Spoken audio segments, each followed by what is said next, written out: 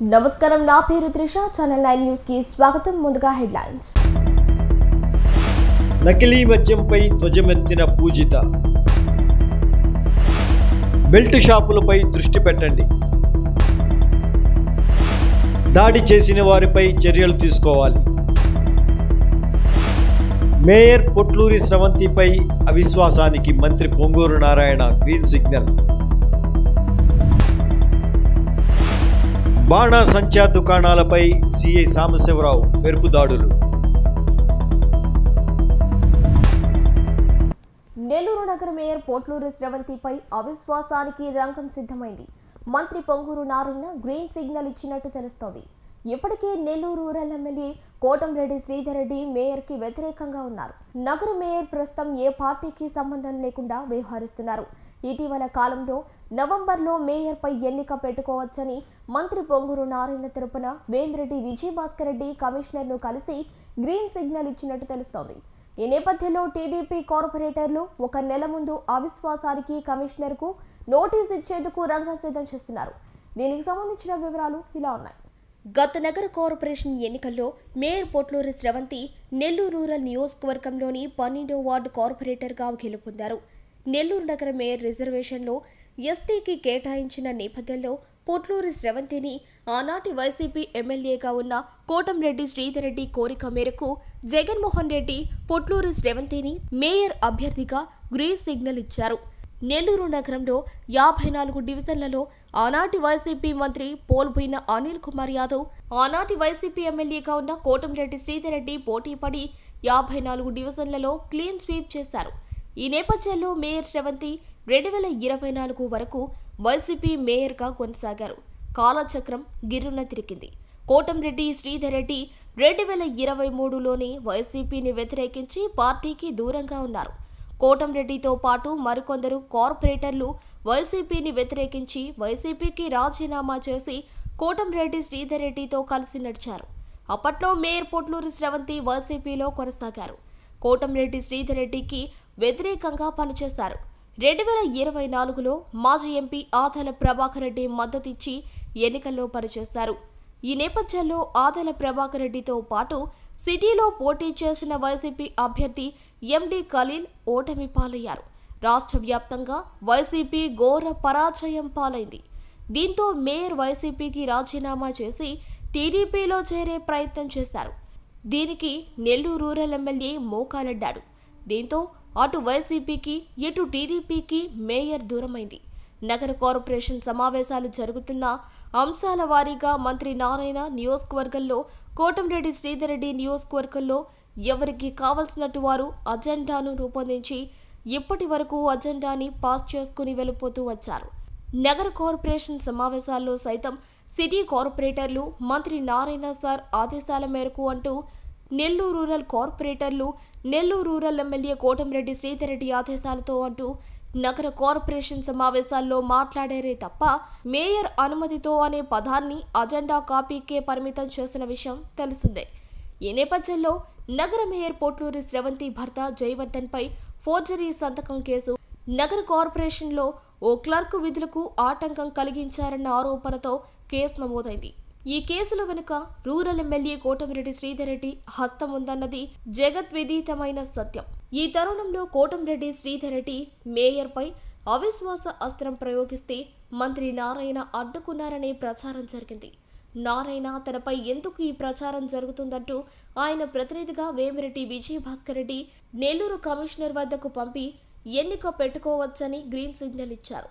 దీంతో మేయర్ అవిశ్వాసం అంశం కోటంరెడ్డి కోర్టులో పడింది. ఇక అవిశ్వాస తీర్మానానికి నెల రోజుల ముందు నోటీసులు ఇవ్వాల్సి ఉంది. నెల్లూరు సిటీలో కార్పొరేటర్లు మేయర్ పై అవిశ్వాసానికి సిద్ధమైన కోటంరెడ్డి మేయర్తో కలిస్తే ఈ అవిశ్వాసం నోటీసులు ఇచ్చిన ప్రయోజనం ఉంటుందా లేదా అనే సంశయంలో మంత్రి నారాయణ ఉన్నట్టు తెలుస్తోంది. మేయర్ అవిశ్వాసంపై ఇక గంట కట్టాల్సింది నెల్లూరు రూరల్ ఎమ్మెల్యే భుజాన పడ్డట్టు తెలుస్తోంది. ఈ నేపథ్యంలో రూరల్ ఎమ్మెల్యే కోటంరెడ్డి శ్రీధర్ రెడ్డి అవిశ్వాస తీర్మానంపై ఆ వర్గం కార్పొరేటర్ల ద్వారా నోటీసులు ఇవ్వకుండానే బెదిరిస్తారా లేక కార్యాచరణలోకి దిగుతారా అన్న విషయం వేచి చూడాల్సిందే. నెల్లూరు రూరల్ పోలీస్ స్టేషన్లో సాక్షి నెల్లూరు జిల్లా బ్యూరో చిలకపాటి మస్తాన్ రెడ్డి విచారణకు హాజరయ్యారు. విచారణ ఈ నెల 24కు వాయిదా వేశారు. విచారణకు హాజరైన మస్తాన్ రెడ్డికి సంఘీభావంగా నెల్లూరు రూరల్ పోలీస్ స్టేషన్కు జర్నలిస్టులు భారీగా హాజరయ్యారు. ఈ సందర్భంగా మస్తాన్ రెడ్డి మాట్లాడుతూ ఈ నెల 8వ తేదీ సాక్షి పత్రికలో వచ్చిన ఓ వార్తకు సంబంధించి నెల్లూరు రూరల్ పోలీస్ స్టేషన్లో కలిగిరి పోలీస్ స్టేషన్లో సాక్షి పత్రిక ఎడిటర్ ధనంజయ రెడ్డికి తనకు పోలీసులు నోటీసులు ఇచ్చి విచారణకు రావాలని పోలీసులు కోరారని తెలిపారు. 14వ తేదీ విచారణకు హాజరయ్యారని, మళ్లీ ఈ రోజు విచారణకు వచ్చారని, తనకు ఈ రోజు డాక్టర్ అపాయింట్మెంట్ ఉన్నందువల్ల తాను శబరిమల వెళ్లాల్సి ఉన్నందువల్ల ఈ నెల 24కు విచారణ హాజరవుతామని పోలీసులకు తెలిపారని, వారు ఒప్పుకున్నారని ఆయన తెలిపారు. నెల్లూరు రూరల్ పోలీస్ స్టేషన్లో సాక్షి నెల్లూరు జిల్లా బ్యూరో చిలకపాటి మస్తాన్ రెడ్డి విచారణకు హాజరయ్యారు. విచారణ ఈ నెల 24కి వాయిదా వేశారు. విచారణకు హాజరైన మస్తాన్ రెడ్డికి సంఘీభావంగా రూరల్ పోలీస్ స్టేషన్కు జర్నలిస్టులు భారీగా హాజరయ్యారు. ఈ సందర్భంగా మస్తాన్ రెడ్డి మాట్లాడుతూ ఈ నెల 8వ తేదీ సాక్షి పత్రికలో వచ్చిన ఓ వార్తకు సంబంధించి నెల్లూరు రూరల్ పోలీస్ స్టేషన్లో కలిగిరి పోలీస్ స్టేషన్లో సాక్షి పత్రిక ఎడిటర్ ధనంజయ రెడ్డికి తనకు పోలీసులు నోటీసులు ఇచ్చి విచారణకు రావాలని పోలీసులు కోరారని తెలిపారు. 14వ తేదీ విచారణకు హాజరయ్యారని, మళ్లీ ఈ రోజు విచారణకు వచ్చారని, తనకు ఈ రోజు డాక్టర్ అపాయింట్మెంట్ ఉన్నందువల్ల తాను శబరిమల వెళ్లాల్సి ఉన్నందువల్ల ఈ నెల 24న విచారణకు హాజరవుతామని పోలీసులకు తెలిపారని, వారు ఒప్పుకున్నారని ఆయన తెలిపారు. అనంతరం సీనియర్ జర్నలిస్ట్ జయరాజ్ మాట్లాడుతూ సాక్షి పత్రికలో నకిలీ మద్యం తాగి మరణించి ఉండవచ్చని స్థానికులు తెలుపుతున్నారని వార్త వచ్చిందని, పోలీసులకు ఏమైనా అభ్యంతరాలుంటే సాక్షి పత్రిక కార్యాలయంకు నోటీసులు ఇచ్చి పిలవచ్చని, కానీ అర్ధరాత్రి ఇంటికి వెళ్లి జర్నలిస్టులను భయభ్రాంతులకు గురి చేయటం తగదని, పోలీసులు జర్నలిస్టులు ఫ్రెండ్లీగానే ఉంటారని, ప్రభుత్వం ఆదేశాల మేరకే పోలీస్ ఇలా చేస్తున్నారని తెలిపారు.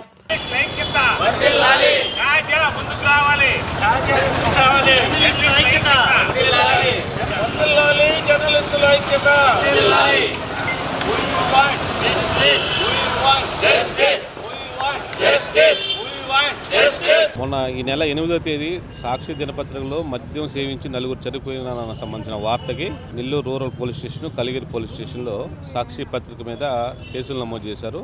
అందులో భాగంగా సాక్షి నెల్లూరు బ్యూరో ఇన్ఛార్జిగా నాకు మా సాక్షి ఎడిటర్ ధనంజయ రెడ్డి గారికి 179 కింద నోటీసులు ఇచ్చి విచారణకు హాజరుగా చెప్పారు. మొన్న 14వ తేదీ విచారణకు రమ్మన్నారు. 14వ తేదీ విచారణకు వచ్చాను. తర్వాత ఈరోజు మళ్ళీ 17వ తేదీ కూడా విచారణకు రమ్మని చెప్పారు. 17వ తేదీ విచారణకు వచ్చినాక నాకు ఈరోజు డాక్టర్ అపాయింట్మెంట్ హెల్త్ బాగలేదని డాక్టర్ అపాయింట్మెంట్ ఉండడంతో నేను వచ్చి హాజరయ్యి రిక్వెస్ట్ చేసుకుని, సార్ మళ్ళీ 24వ తేదీ అంటే ఈరోజు డాక్టర్ అపాయింట్మెంట్ ఉంది, రేపు ఎర్లీ మార్నింగ్ నేను శబరిమల దీక్ష తీసుకున్న వల్ల అయ్యప్ప కొండకి వెళ్లాల్సిన సందర్భంగా ఒకసారి రిక్వెస్ట్ చేసుకుని మళ్ళీ వాళ్ళకి లెటర్ రాసిచ్చాను. 24వ తేదీ నేను శబరిమల కొండకి దీక్ష పూసుకొని వచ్చి మళ్ళీ హాజరవుతానని చెప్పి రిక్వెస్ట్ చేశాను. దానికి వాళ్ళు పోలీసులు ఓకే చెప్పారు. దాంతో ఈరోజు ఆ వాయిదా పడింది. 24వ తేదీ మళ్ళీ వచ్చే ప్రయత్నం చేశాను. దినపత్రికలో వచ్చిన వార్త ఏంటంటే నెల్లూరు రూరల్లో కలిగిరి పోలీస్ స్టేషన్ పరిధిలో ఒక లైన్ వచ్చింది. ఆ లైన్ ఏంటంటే వీళ్ళు నకిలీ మద్యం తాగి మృతి చెంది ఉండవచ్చు అని స్థానికులు తెలిపారు అనేది కేసు. పోలీసులు ఏం కేసు పెట్టారంటే వీళ్ళు నకిలీ మద్యం తాగి మృతి చెంది ఉండవచ్చు అని చెప్పారు. ప్రస్తుతం ప్రభుత్వం నకిలీ మద్యం మీద లేదా బెల్ట్ షాపుల మీద క్యూఆర్ కోడ్ అనేది ఒకటి ఇచ్చింది. ఆ క్యూఆర్ కోడ్ ద్వారా నకిలీ మద్యాన్ని కనుక్కోవచ్చు అని చెప్పింది. ప్రభుత్వం ఏం చేయాలంటే మన జిల్లాలో 200 మద్యం షాపులు ఉన్నాయి, అవి లైసెన్స్డ్ షాపులు. 2000 షాపులు లైసెన్సులు లేని బెల్ట్ షాపులు ఉన్నాయి. మత్స్యకార గ్రామాల్లో అయితే వేలం పాటలు వేసి మరీ బెల్ట్ షాపులు ఏర్పాటు చేశారు. ఇక్కడికి నకిలీ మద్యం వచ్చే అవకాశం ఖచ్చితంగా ఉంటుంది. ఈ నకిలీ మద్యం రాకుండా ఎదుర్కోవాలంటే ముందు బెల్ట్ షాపులను కట్టడి చేయాలి. వీళ్ళు ఉద్దేశం ఏంటంటే, సాక్షి ఉద్దేశం ఏంటంటే బెల్ట్ షాపులు నకిలీ మద్యం వస్తుంది, వీటి ద్వారా బెల్ట్ షాపుల ద్వారా రావచ్చు నకిలీ మద్యం. బెల్ట్ షాపుల ద్వారా అనేక రకాలైన విదేశీయ మద్యం లేకపోతే రకరకాలైన మద్యం వస్తుంది. ప్రభుత్వం క్యూఆర్ కోడ్ పెట్టింది కాబట్టి బెల్ట్ షాపులో ఏ క్యూఆర్ కోడ్ ఉండదు. క్యూఆర్ కోడ్ లేని దగ్గర బెల్ట్ షాపును కనుక్కునే విధానం ఎలా అనేది ప్రశ్నార్థకం. ప్రభుత్వం దాని వైపు ఆలోచించకుండా వీళ్ళు నకిలీ మద్యం తాగి చనిపోయి ఉండొచ్చు అని సాక్షి ఒక పత్రికలో ఒక లైన్ రాశారు. అనుమానం స్థానికులు వ్యక్తం చేస్తున్నారు అని చెప్పి జనరల్గా ఇది రాస్తారు. ఇది రాస్తే ఏం చేయాలా? ప్రభుత్వం రీజాయింట్ చేయాలి. దానికి అయ్యా ఇది కరెక్ట్ కాదు, ఈ విధంగా మద్యం తాగే చచ్చిపోయారు, వాళ్ళు మా మద్యం తాగే చచ్చిపోయారన్నా ఇవ్వాల. లేదు వీళ్ళు మద్యం తాగి చనిపోలేదు, డాక్టర్ సర్టిఫికేట్లో ఈ విధంగా వచ్చింది, మేము పిఎం చేయించాము, పిఎం చేయించిన తర్వాత డాక్టర్ సర్టిఫికేట్ ఇలా ఇచ్చాడని చెప్పి ఒకటన్నా వాళ్ళు రీజాయింట్ ఇవ్వాలి. ఏ రీజాయింట్ ఇవ్వకుండానే సాక్షి ఎడిటర్ ధనుంజయ రెడ్డి గారి మీద, అదేవిధంగా నెల్లూరు సాక్షి బ్యూరో మస్తాన్ రెడ్డి గారి మీద కేసులు నమోదు చేసి, ఒకటి నెల్లూరు రూరల్ పోలీస్ స్టేషన్లో ఒక కేసు, అదేవిధంగా కలిగిరి పోలీస్ స్టేషన్లో ఒక కేసు నమోదు చేసి వీళ్ళని పలు రకాలుగా వేధింపులకు ప్రభుత్వం గురి చేస్తుంది. ఈ ఆదేశాలన్నీ ప్రభుత్వం నుంచే వస్తున్నాయి. పోలీసులకు మేము వ్యతిరేకం కాదు, జర్నలిస్టు సంఘాలు అసలు పోలీసులకు వ్యతిరేకం అని ఇప్పుడు చెప్పలేదు. పోలీసులు జర్నలిస్టులు ఫ్రెండ్లీగానే ఉంటారు. ప్రభుత్వం ఏం చేస్తుందంటే సాక్షి అనే పత్రికపై కక్ష కట్టి కేవలం రిపోర్టర్లను బాధ్యులుగా చేసి రిపోర్టర్లని హింసించే ప్రయత్నం చేస్తుంది. రాత్రిపూట వాళ్ళ ఇళ్లకు పోయి నోటీసులు ఇస్తుంది. ఇది మంచి పద్ధతి కాదు. ఈ పద్ధతిని, ఈ వైఖరిని ప్రభుత్వం మానుకోవాలని అనేక జర్నలిస్ట్ సంఘాలుగా మేము ప్రకటిస్తున్నాం. సాక్షి పత్రికలో ఓ కథనం వచ్చింది అంటే నకిలీ మద్యం వల్ల చనిపోయి ఉంటారు అని చెప్పి స్థానికులు ఇచ్చిన వీఆర్ఓ ఇచ్చిన రిపోర్టు ప్రకారంగానే ఎఫ్ఐఆర్ నమోదైన విషయం ప్రకారంగానే ఒక వార్త అయితే వచ్చింది. దీని ప్రకారం పోలీసులు వాళ్ళకి నోటీసులు ఇవ్వడం లేకుంటే అర్ధరాత్రిపై ఆ సాక్షి దినపత్రిక బ్యూరో ఇక్కడ మస్తానరెడ్డి కావచ్చు, లేదంటే ఎడిటర్ ధనుంజయ రెడ్డికి కూడా నోటీసులు ఇవ్వడం జరిగింది. నోటీసులు ఇవ్వచ్చు, కానీ అది కూడా చట్టబద్ధంగా చేయాలి. అర్ధరాత్రి పూట దొంగల వద్ద వాళ్ళు ఇళ్ళకి పోయి నోటీసులు ఇవ్వాల్సిన అవసరం లేదు. సో ఏదైనా కూడా ఉంటే చట్టబద్ధంగా ఆఫీసులకు నోటీస్ ఇవ్వాలి, లేదంటే ఒక ఫోన్ కాల్ చేసినా కూడా నేరుగా కూడా పోలీస్ స్టేషన్కి వచ్చే పరిస్థితి ఉంది. ఎక్కడ కూడా వదిలి వెళ్ళిపోయే పరిస్థితి లేదు. కాబట్టి అందరూ గుర్తుపెట్టుకోవాల్సింది, ప్రభుత్వాలు ఈరోజు ఒకటి ఉంటాయి, రేపు ఒకటి ఉంటాయి. ఈరోజు సాక్షి మీద వేశారు, లేదంటే ప్రభుత్వం మారిన తర్వాత వాళ్ళ మీద కూడా రివెంజ్లు ఇవన్నీ కాదు. ఏదైనా కూడా 4వ స్తంభం లాంటి పత్రికా రంగం కానీ మీడియాని కానీ ప్రజాస్వామ్యంలో సపరేట్గా అటు 4వ స్తంభం 4th ఎస్టేట్ లాగానే చూడాలి, కానీ ఒక శత్రువులాగాను ప్రభుత్వం ఇట తొక్కేకుంది. అంతకు మించి కూడా వార్తలు రాస్తారు, లేదంటే సమాజంలో జరిగే అన్యాయాల అక్రమాలు నిత్యం కూడా చెప్తా ఉంటారు. కాబట్టి పోలీసులు ఎక్కడ కూడా లేదు, ప్రభుత్వ ఆదేశాల ప్రకారం ఎన్ని చేస్తున్నారు. కాబట్టి మొదట ప్రభుత్వం గుర్తించుకోవాలి, ఇలాంటి కేసులకి ఇలాంటి బెదిరింపులకి ఎక్కడా లొంగిపోరు. సాక్షి పత్రిక కాదు, ఈ సమాజంలో అనేక పత్రికలు మీడియాలు ఉన్నాయి కాబట్టి రాస్తూనే ఉంటారు. మీరు నోటీసులు ఇచ్చినంత మాత్రాన, అరెస్ట్ చేసినంత మాత్రాన ఎక్కడ కూడా ఈ మీడియాని కానీ లేదంటే పత్రికా రంగాన్ని గొంతు నొక్కేయలేరని చెప్పి ప్రభుత్వాన్ని తెలియజేస్తున్నాం. ఈరోజు సాక్షి వచ్చిన కథనానికి అందరం కూడా సంఘీభావం తెలిపాం. ఒక యూనియన్లకు సంబంధం లేకుండా అన్ని కూడా అందరం వచ్చాం. ఈరోజు వాళ్ళకి అండగా నిలబడ్డాం. కాబట్టి ప్రభుత్వం మరోసారి ఆలోచించాలి ఇలాంటి నోటీసులు కేసులు పెట్టేప్పుడు. నెల్లూరు నగరంలోని స్థానిక ముత్తుకూరు రోడ్ నందు 6వ పట్టణ circle inspector Sambasivarao, rural circle inspector Venu ఆధ్వర్యంలో బాణాసంచా దుకాణాలపై మెరుపు దాడులు నిర్వహించారు. ఈ సందర్భంగా సీఐ సాంబశివరావు మాట్లాడుతూ, ప్రభుత్వం అనుమతి లేకుండా, ప్రమాణాలు పాటించకుండా, ప్రభుత్వం అనుమతి పొందిన, ప్రభుత్వం వారు సూచించిన స్థలంలోనే ఏర్పాటు చేయాలని, అలా కాకుండా ఎవరైనా బాణాసంచా దుకాణాలు ఏర్పాటు చేస్తే చట్టపరమైన కఠిన చర్యలు తీసుకుంటామని హెచ్చరించారు.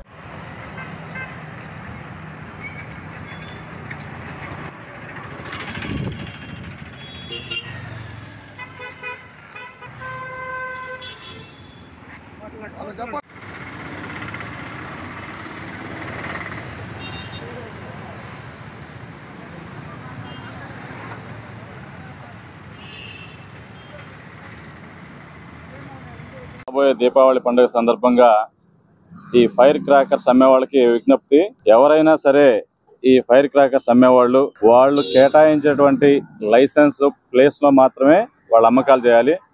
అట్లా కాకుండా వాళ్ళకి ఇష్టం వచ్చిన చోట కానీ పెడితే వాళ్ళ మీద కఠిన చర్యలు తీసుకుంటాం. ఎక్కడ కూడా బాలాజీ నగర్ లిమిట్స్ లో చూసాం, కొన్ని ఏరియాల్లో ఈ హరినాథపురం, ఈ సర్వేపల్లి కాలువ కట్ట పక్కన, అదేవిధంగా మినీ బైపాస్ రోడ్ లో కూడా కొంతమంది ఈ స్కెల్టన్ టెంట్లు ఆల్రెడీ కొంత ఎస్టాబ్లిష్ చేశారు. అవన్నీ కూడా ఈ టౌన్ ప్లానింగ్ సిబ్బందితో మొత్తం తీసివేయడం జరిగింది. ఎక్కడ కూడా అనాథరైజ్డ్ సేల్స్ ఉండే ప్రసక్తి లేదు. రెవెన్యూ అథారిటీస్, ఫైర్ డిపార్ట్మెంట్ ఎక్కడైతే అవకాశం ఇచ్చారో, ఎక్కడైతే లైసెన్స్ ఇచ్చి ఆ ప్లేస్ మెన్షన్ చేశారో సేల్స్ చేయడానికి, అక్కడే వాళ్ళు సేల్స్ చేసుకోవాలి. అదేవిధంగా నిబంధనలు కూడా పాటించాలి. ఫైర్ సేఫ్టీకి సంబంధించి ఎక్కడెక్కడైతే ప్లేస్లో ఇచ్చారో వాళ్ళ నిబంధనల ప్రకారం సేఫ్టీ మెజర్మెంట్స్ తీసుకుని అదేవిధంగా సేల్స్ చేసుకోవాలి.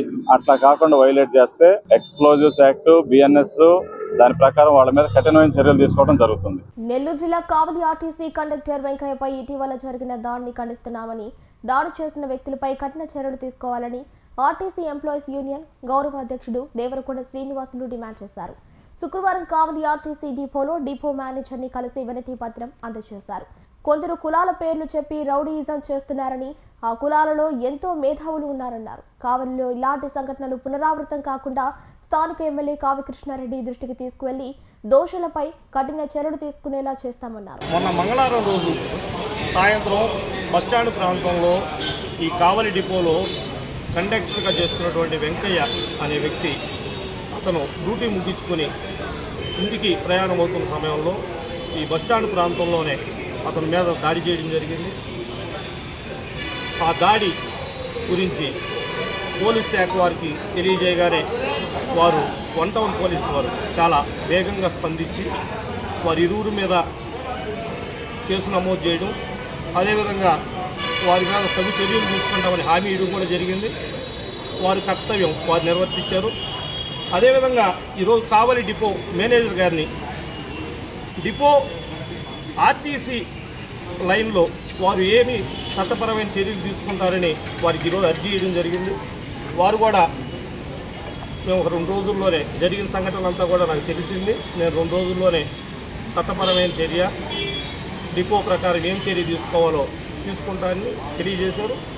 వారికి కూడా తెలియజేసాం, 2 రోజుల తర్వాత మళ్ళీ కలుస్తాం, మీరేమి చర్య తీసుకున్నారు దాని మీద ఎవరిని కూడా అడుగుతామని చెప్పాం.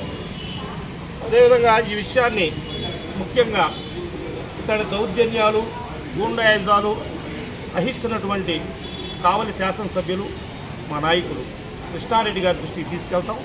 వారు ఇట్లాంటి వాటిని ఎక్కడా కూడా సొంత మనుషులు చేసుకుని ఒప్పుకునే పరిస్థితి లేదు.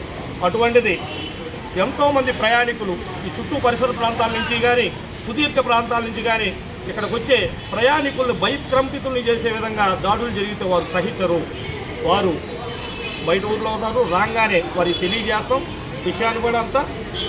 ముఖ్యంగా మన దాడి చేసిన వ్యక్తులు కూడా వీడియో లీక్ అయింది. ఇక పాలెల పేరు చెప్పి కులాల పేరు చెప్పి దాడి చేయడం జరిగింది. ఇదే పాలెల్లో ఎంతోమంది మేధావులు ఉన్నారు, విద్యావంతులు ఉన్నారు, బాగా సేవ చేసే ప్రజాప్రతినిధులు ఉన్నారు. అట్లాంటి వారు ఉన్న ఏరియాలో వీరు వారి పేరు పాలెల పేరు చెప్పి కులాల పేరు చెప్పి రౌడీని చేస్తారు. ముఖ్యంగా హెచ్చరిస్తున్నాం, కులాల పేరుతోనో పాలెల పేరుతోనో రౌడీని చేస్తే సహించేది లేదు. ఎందుకంటే ఇక్కడ ఉన్నది వైసీపీ ప్రభుత్వం కాదు, కూటమి ప్రభుత్వం. కావలికి ఉన్నది ఎమ్మెల్యేగా కృష్ణారెడ్డి గారు. ఇట్లాంటి వాటిని కూకటి వేలతో పిగిలించి వేస్తాడు. అందువల్ల ఏదైతే ఈ కుల పేరు చెప్పి ఇంకోటి పేరు చెప్పి దౌర్జన్యం చేసే వాళ్ళని హెచ్చరిస్తాం, ఇట్లాంటిది కానీ మళ్ళీ ఇంకోసారి రిపీట్ అయితే పరిణామాలు చాలా తీవ్రంగా ఉంటాయని హెచ్చరిస్తా ఉన్నాం. రాష్ట్రంలో నకిలీ మద్యంతో ప్రజల ప్రాణాలు కోల్పోతున్న కూటమి ప్రభుత్వం పట్టి పట్టినట్లు వ్యవహరిస్తోందని వైఎస్ఆర్సీపీ కాంగ్రెస్ పార్టీ రాష్ట్ర మహిళా విభాగం వర్కింగ్ ప్రెసిడెంట్ కాకాని పూజిత అన్నారు. ఆమె విలేకరుల సమావేశంలో మాట్లాడారు. ఈ సందర్భంగా ఆమె మాట్లాడుతూ కూటమి ప్రభుత్వం ప్రజల సంక్షేమాన్ని మరిచి డైవర్షన్ పాలిటిక్స్ కు పూనుకోవటం దారుణమన్నారు. నకిలీ మద్యం కేసులో ప్రధాన నిందితులు ప్రభుత్వానికి తెలిసినా మొక్కుబడిగా కొందరిపై కేసులు నమోదు చేసి సరిపెట్టుకుంటుందన్నారు. మద్యం కేసుల్లో బయటపడిన తెలుగుదేశం నేతలను పార్టీ నుండి సస్పెండ్ చేసి చంద్రబాబు చేతులు దులుపుకుంటున్నాడని ఆమె ఆరోపించారు. ఈరోజు రాష్ట్రంలో నకిలీ మద్యం కుంభకోణం విషయంలో ప్రజల ప్రాణాలు కోల్పోతున్నారు. ప్రభుత్వం పట్టి పట్టనట్టు వ్యవహరిస్తూ దాన్ని అసలు పట్టించుకోకుండా డైవర్షన్ పాలిటిక్స్ కి పాల్పడడం అనేది చాలా అన్యాయం. ఎందుకంటే కల్తీ మద్యం కేసులో ప్రధాన దోషులు ఎవరనేది మనందరికీ కనిపిస్తుంది, కళ్ళకు కట్టినట్టు. కానీ వాళ్ళల్లో కొందరి మీద మాత్రమే ఏదో మొక్కుబడిగా యాక్షన్ తీసుకున్నామంటే తీసుకున్నామన్నట్టు తీసుకొని మిగిలిన నేరస్తులను రక్షిస్తూ ఈ కేసులు అన్ని ఈ మద్యం కేసు అనేటువంటిది వైఎస్ఆర్సీపీ పార్టీకి ఆపాదించడానికి ప్రయత్నించడం హాస్యాస్పదం. ప్రధాన నిందితులు చేత రకరకాలైనటువంటి వీడియోలు రిలీజ్ చేయించి ఏ రకంగానంటే ఆ వీడియోల మీద ఒక కథనం సృష్టి ఈ కేసుని మనకు కనిపిస్తుంది ఎలా పక్కదారి పట్టించే ప్రయత్నం చేస్తున్నారు అనేటువంటి విషయం ప్రభుత్వం మనకు కంటికి కనిపించినట్టు స్పష్టంగా కనిపించిపోతుంది అన్నమాట. అయితే టీడీపీ పార్టీకి సంబంధించినటువంటి కొంతమంది నాయకులు పేర్లు ఎఫ్ఐఆర్లో ఉంటే ఆ నాయకులని టీడీపీ పార్టీ నుంచి సస్పెండ్ చేసేసి మేము యాక్షన్ తీసేసుకున్నాము అని చేతులు దులుపుకుంటుంది ప్రభుత్వం.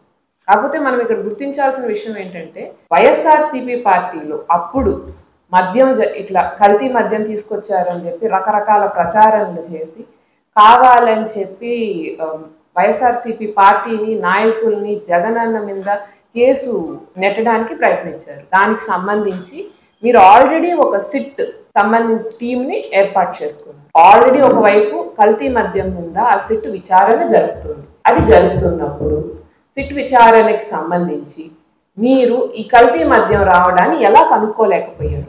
కనుక్కొని ఉండాల్సింది కదా మీరు, కల్తీ మద్యం రాగానే స్టేట్లోకి. కాబట్టి మీరు ఇంత పెద్ద మద్యం కుంభకోణం జరుగుతుంటే సిబిఐ ఎంక్వైరీ చేయించకుండా కేవలం సిట్ టీంని ఏర్పాటు చేసి సిట్ విచారణ చేస్తుంది, మేము కొంతమందిని పట్టుకున్నాము అని చెప్పి కేసును పక్కదావ పెట్టించేసి చేతులు దులుపుకొని అయిపోయింది. మీ ప్రభుత్వంలో జరిగినటువంటి సంఘటన, మీ ప్రభుత్వ బాధ్యత తీసుకోవాల్సినటువంటి సంఘటనని చేసిందంతా వైఎస్ఆర్సీపీ, మాకేం సంబంధం లేదంటే మీ ప్రభుత్వంలో జరిగిందండి. వైఎస్ఆర్సీపీ పార్టీ వాళ్ళు ఇంకొకరిలో వచ్చి కల్తీ మద్యం తీసుకొచ్చారు అని అంటే మీరేం చేస్తున్నారు? అధికారులు ఏం చేస్తున్నారు? కొడుకొని ఉన్నారా? ఇటువంటి తీవ్రమైన సంఘటన జరిగినప్పుడు ప్రజలకు కూడా అనుమానాలు వస్తున్నాయి. మీరు పక్కదావ పట్టించేటువంటి ప్రయత్నం చేస్తున్నారు అన్నప్పుడు సిట్ అధికారులు అనేటువంటి వాళ్ళు రాష్ట్ర ప్రభుత్వం కింద పనిచేసే అధికారులు కాబట్టి సిట్ కాకుండా సిబిఐ విచారణ చేయించడం కరెక్ట్ అనేది మా భావన. అయితే మీరు సిట్ విచారణ పెట్టి విచారిస్తున్నామన్న పేరుతో కావాలని చెప్పి ఇదంతా తీసుకొని వచ్చి జోగి రమేష్ అన్నని మీదకి నేరం నెట్టడం అనేది చాలా అన్యాయం అండి. సంబంధం లేనటువంటి వ్యక్తి, ఏమీ దాని దరిదాపుల్లో లేనటువంటి వ్యక్తి మీద మీరు తీసుకొని పోయి ఈరోజు మేము ఆయన మీద ఆపాదించేసి మేము తప్పుకుంటాం అని అనుకోవడం చాలా అన్యాయం. అంటే జోగి రమేష్ అన్న మీరు ఆపాదించారు, ఆయన రెడీగా ఉన్నారు. ఆయన ఏమన్నారు? దేవుడి ఎదుట ఎక్కడైనా కానీ వచ్చి ప్రమాణం చేస్తాను, నేను ఇటువంటి పనులు చేయలేదు అని చెప్తే మీరు ఆ ఛాలెంజ్ని స్వీకరించకుండా దాటేసి దాని మీద ఏ రకమైనటువంటి మాటలు మాట్లాడకుండా ఏదో ఊరికే అంటే డైవర్షన్ పాలిటిక్స్, ముందే అనుకున్నాం కదా, అన్ని రకాలుగా డైవర్షన్ పాలిటిక్స్ చేసేసి దీని నుంచి తప్పించుకునే ప్రయత్నం చేస్తున్నారు. ముఖ్యంగా మీరు తీసుకొచ్చినటువంటి లిక్కర్ పాలసీలో ఇప్పుడు చెప్పాం బెల్ట్ షాపులు ఎక్కడ పడితే అక్కడ ఉన్నాయి, రాష్ట్రం మొత్తం మద్యం ఏరులై పారుతుంది, ఇటువంటి సంఘటనలు జరుగుతున్నాయి, నకిలీ మద్యం వచ్చింది. ఈ నేపథ్యంలో మహిళలు మేము ఎంత ఇబ్బందులకు గురవుతున్నాము, ఎంత భయాందోళన కలిగేటువంటి పరిస్థితుల్లో జీవనం సాగిస్తున్నాము అనేది కనీసం తెలుసుకునే ప్రయత్నం అయినా చేస్తుందా అండి ప్రభుత్వం? ఇప్పుడు నకిలీ మద్యం తీసుకొచ్చారు, దానివల్ల ఏమవుతుంది? జనాలు ఎక్కడ పడితే మామూలుగా షాపుల్లో, బెల్ట్ షాపుల్లో, హోమ్ డెలివరీలో ప్రతి దగ్గర ఈ నకిలీ మద్యం అనేది వస్తుంది. దానివల్ల అనారోగ్యం పాలై లివర్లు, కిడ్నీలు చెడుపుకొని ఆరోగ్యం కోలుకోకుండా ప్రజలు ప్రాణాలు కోల్పోతున్నారు. లాస్ట్కి ప్రజల ప్రాణాలు కోల్పోతుంటే ప్రభుత్వానికి చీమ కుట్టినట్టయినా ఉందా? ఏం యాక్షన్ తీసుకున్నారు? నకిలీ మద్యాన్ని మీరు షాపుల్లో ఉంటే దాన్ని నిరోధించడానికి ఏం చర్యలు తీసుకుంటున్నారు ప్రభుత్వం? ఏ రకమైన చర్యలు తీసుకోవట్లేదు. కనీసం నకిలీ మద్యం అనేటువంటిది షాపుల్లోనో లేకపోతే బెల్ట్ షాపుల్లోనో దొరుకుతుంది కదా, నకిలీ మద్యం కోసం కనీసం రైడ్లైనా జరుగుతున్నాయా, దాడులైనా చేస్తున్నారా? నకిలీ మద్యం దొరుకుతుందా, దొరకట్లేదా అని చెప్పి ఏమీ లేదు. ఈరోజు కుటీర పరిశ్రమల్లాగా ఎక్కడ పడితే అక్కడ మద్యం తయారీకి సంబంధించి రకరకాలైనటువంటి షాపుల్లో అయితే ఏమి, బెల్ట్ షాపుల్లో అయితే ఏమి అవైలబిలిటీ వచ్చి ఈ రాష్ట్రం నుంచి పక్క రాష్ట్రానికి కూడా వెళ్ళిపోతున్నాయి అని అంటే మద్యం తయారీకి సంబంధించి మీరు దాని గురించి పట్టించుకోవట్లేదనే కదా. 4 బాటిల్లో 1 బాటిల్ కల్తీ మద్యం ఉంది అంటే 25% వచ్చే దాంట్లో మొత్తంలో 25% కల్తీ మద్యం ఉంది. ఒకప్పుడు జగనన్న లిక్కర్ పాలసీలో మేము చూసాము, ప్రభుత్వం మందు షాపులు నడిపింది కాబట్టి ఏ రకమైనటువంటి లిక్కర్ షాప్స్లో ఏ రకమైనటువంటి ప్రాబ్లమ్స్ రాకుండా, ఒకవేళ ఇటువంటి ఇబ్బందులు ఏమన్నా కలుగుతాయి, నకిలీ మద్యాలు ఏమన్నా వస్తాయని అంటే దానికి సంబంధించిన క్యూఆర్ కోడ్లు, దానికి ప్రతి బాటిల్ మీద క్యూఆర్ కోడ్ ఉండింది. నకిలీ మద్యం వచ్చేటువంటి అవకాశం లేదు. దానికి స్పెషల్గా ఒక వ్యవస్థ సెబ్ని పెట్టి ఎక్కడైనా అవకతవకలు లేకపోతే ఉంటే దాన్ని సరిదిద్దుకునేటువంటి దిశలో అడుగులు వేశారు. ఎటువంటి చర్యలు తీసుకోకుండా ఈరోజు ఏంటంటే జరుగుతున్నటువంటి వాస్తవాలు ప్రజలకు తెలియజేయాలని చెప్పి సాక్షి పత్రికలు, మీడియా వాళ్ళు ఇవి ప్రచురిస్తుంటే అది తప్పంటారా? జరిగిన వాస్తవాల మీద పూర్తిగా ప్రభుత్వం దర్యాప్తు చేసి జరపాల్సినటువంటి దర్యాప్తు, ఏం జరిగిందో తెలుసుకోవాల్సినటువంటి ప్రయత్నం ప్రభుత్వం చేయాల్సింటే అది సాక్షి పత్రిక చేసి పూర్తి లెవెల్లో నిజానిజాలు బయటికి తేల్చడం అనేది నేరమా? ఈరోజు మనం గుర్తు చేసుకుంటే మహనీయుడు బిఆర్ అంబేద్కర్ గారు మనకి రాజ్యాంగం ఇచ్చారు. ఆ రాజ్యాంగంలో అతి ముఖ్యమైనటువంటి వ్యవస్థ ఏదన్నా ఉందంటే అది మన మీడియా వ్యవస్థ అని చెప్పడానికి నేనేం సందేహించట్లేదండి. అటువంటి వ్యవస్థ, ఫోర్త్ ఎస్టేట్ మనకి ఈ దేశంలోనే మీడియాకి అంత పవర్ ఉంది. అటువంటి మీడియా వాళ్ళు మీద దాడులకి పాల్పడుతున్నారు ఈరోజు కూటమి ప్రభుత్వం అంటే చాలా దారుణం. కొన్ని పత్రికల్లో జగనన్న మీద, లేకపోతే వైఎస్ఆర్ పార్టీ మీద, వైఎస్ఆర్ కాంగ్రెస్ కార్యకర్తల మీద, ప్రతి ఒక్కళ్ళ మీద రకరకాలైనటువంటి అవాస్తవాలు, సత్యం లేదు, నిందలు, ఇష్టం వచ్చినట్టు అసత్యాలు ప్రచురిస్తే ఏమీ పట్టనట్టుండి ఈరోజు మీ గురించి నిజాలు బయటకి నిగ్గుదేలుస్తుంటే వాళ్ళ మీద కన్నెర్ర చేసి ఒక పక్షపాత ధోరణి మనకు కనిపించిపోతుంది. మీడియా వాళ్ళు మాకు సపోర్ట్ చేసే మీడియా అయితే మేము వాళ్ళు ఏం రాసినా వదిలేస్తాం, మాకు సపోర్ట్ చేయకుండా మీడియాలు ఏం రాసినా కానీ వాళ్ళ మీద మేము దాడులకు దిగుతాము, వాళ్ళని మేము ఇబ్బందులు పెడతాము. ఈరోజు మనం చూస్తున్నాం, సాక్షి పత్రిక ఎడిటర్ గారు ధనుంజయ రెడ్డి గారు వాళ్ళ ఇంటికి హైదరాబాద్కి వెళ్ళి గత 2-3 రోజులుగా చూస్తున్నాం కదా, నెల్లూరు జిల్లా పోలీసులు హైదరాబాద్కి వెళ్ళి మకాం వేసి అక్కడ నోటీసుల పేర్లతో వాళ్ళని ఇబ్బందులు పెట్టి నానా యాగి చేసి రకరకాలైనటువంటి భయాందోళనకి ఎడిటర్లని లేకపోతే పత్రికా విలేకరులని గురి చేస్తున్నారు అనేది మనకు అర్థమైపోతుంది. ఇది దుర్మార్గం, ఇది దౌర్జన్యం, పత్రికా స్వేచ్ఛని అరికట్టే ప్రయత్నం. అక్రమ కేసులు పెట్టిన, రకరకాలైనటువంటి భయాందోళనకు మీరు గురి చేసిన సాక్షి మీడియాలో పనిచేసే వాళ్ళందరూ నిజం వైపు నిలబడి ధైర్యంగా నిజాలు బయటికి తీసుకురావడాన్ని ప్రజలందరూ కూడా హర్షిస్తున్నారు. మీరు నెల్లూరు జిల్లాలో కూడా సాక్షి మీడియాకు సంబంధించినటువంటి, సాక్షి బ్యూరోకి సంబంధించినటువంటి మస్తాన్ రెడ్డి గారి మీద కావాలని కేసులు పెట్టి ఆయన్ని ఇబ్బంది పెట్టి ఇంకా రకరకాలండి. ఒక నెల్లూరు జిల్లా ఏముంది, జలదంకి సాక్షి రిపోర్టర్ వాళ్ళ ఇంటికి వెళ్ళి ఎక్సైజ్ డిపార్ట్మెంట్ వాళ్ళు పోయి వాళ్ళ ఇంట్లో వాళ్ళతో వాళ్ళు ప్రవర్తించినటువంటి విధానం ఎంత అన్యాయం, బాధాకరం. ఇటువంటి రకరకాలైనటువంటి పనులు చేసి, అంటే మీరు తప్పు చేస్తే ఎవరు ప్రశ్నించకూడదా? ప్రశ్నించే వాళ్ళు ప్రతి ఒక్కళ్ళ మీద కేసులు వేస్తారా? ఈ రకంగా ఒక రకంగా సాక్షి రిపోర్టర్ని మనం ఇబ్బంది పెడుతున్నారని అంటే అందులో ఇక్కడ మస్తాన్ రెడ్డి గారు అయ్యప్ప దీక్ష పెడితే భగవంతుడు అంటే కూడా భయం లేనటువంటి వ్యక్తిగా మీరు ప్రభుత్వం పేరు తెచ్చుకుంటుందో ఏమో తెలియదు. ఆయన దీక్షలో ఉన్నారు, దీక్షకి నియమాలు ఉంటాయి. ఆ దీక్షకు సంబంధించినటువంటి నియమాలు కూడా ఆయన పాటించకుండా పొద్దున్న నుంచి సాయంకాలం దాకా ఎంక్వైరీలని స్టేషన్కి తెప్పించుకొని రకరకాల బాధలు పెట్టి తప్పు కదా. ఆయన ఏదైనా మీరు విచారించాలని అనుకుంటే దాని పరిమితి సమయంలో ఆయన చేస్తున్నటువంటి దీక్షను గౌరవిస్తూ చేయాలి, కానీ కావాలని ఇబ్బంది పెట్టడం, ఈ సమయంలో ఆయనకి మానసిక ఒత్తిడి తీసుకురావడం అనేది చాలా అన్యాయం, చాలా దుర్మార్గం. ప్రభుత్వం అనేటువంటి వాళ్ళు ప్రజల కోసం పనిచేయాలి, ప్రజలకు ఇచ్చిన హామీలు నిలబెట్టుకోవాలి. ప్రజలకు ఏమన్నా ఇబ్బందులు జరుగుతుంటే వాటిల్ని నిరోధించే విధంగా ముందుకు అడుగులు వేయాలి.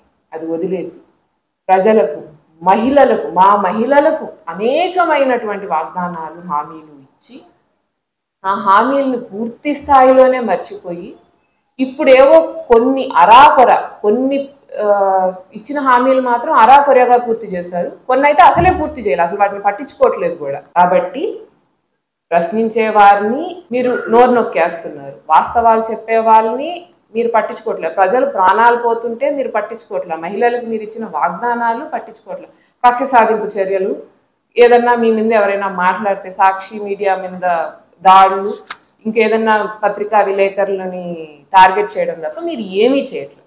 ప్రభుత్వ పనితీరు చూస్తే ప్రజలు అసహించుకుంటున్నారు, ఈ రకంగానా ప్రభుత్వం పనిచేసేది అని చెప్పి. కాబట్టి ఈ రోజుకైనా మీ తప్పులు మీరు తెలుసుకొని ప్రభుత్వ పెద్దలు పనితీరు మార్చుకోవాల్సింది అని ఈ సందర్భంగా నేను తెలియజేసుకుంటాను. జగనన్న గారి నాయకత్వంలో మేము మహిళలం అందరం మాకు ఇవ్వాల్సినటువంటి ప్రతి హామీ, ప్రజలకి ఇచ్చినటువంటి ప్రతి వాగ్దానం నిలబెట్టుకునేలాగా, మరియు మెడికల్ కాలేజ్ ప్రైవేటీకరణ ఈ అన్యాయం, పేదలకు విద్యా వైద్యం దూరం చేసేందుకు ఈ ప్రయత్నాన్ని అడ్డుకుంటూ, దాంతోపాటుగా కల్తీ మద్యం, ప్రజల ప్రాణాలు కూడా వైద్యాన్ని దూరం చేస్తున్నారు, కొత్త జబ్బులు ఎత్తుక్కొని తీసుకొచ్చి మాకు అంటగడుతున్నారు అన్నట్టు. అటు వైద్యం దూరం అవుతుంది, ఇటు సమస్యలు పెద్దవి చేస్తున్నారు. అటువంటి కల్తీ మద్యం మీద కూడా పోరాటం కొనసాగిస్తామని, మీరు ఈ లిక్కర్ సంబంధించిన వాళ్ళని ప్రతి ఒక్కళ్ళని సిట్ విచారణ చేసి వదిలేసామన్నట్టు కాకుండా వెంటనే సిబిఐ విచారణ చేసి చర్యలు తీసుకోవాలని మేము డిమాండ్ చేస్తున్నాం. ఈ వార్తలు ఇంతటితో సమాప్తం. మరో బులెటిన్లో మళ్ళీ కలుద్దాం.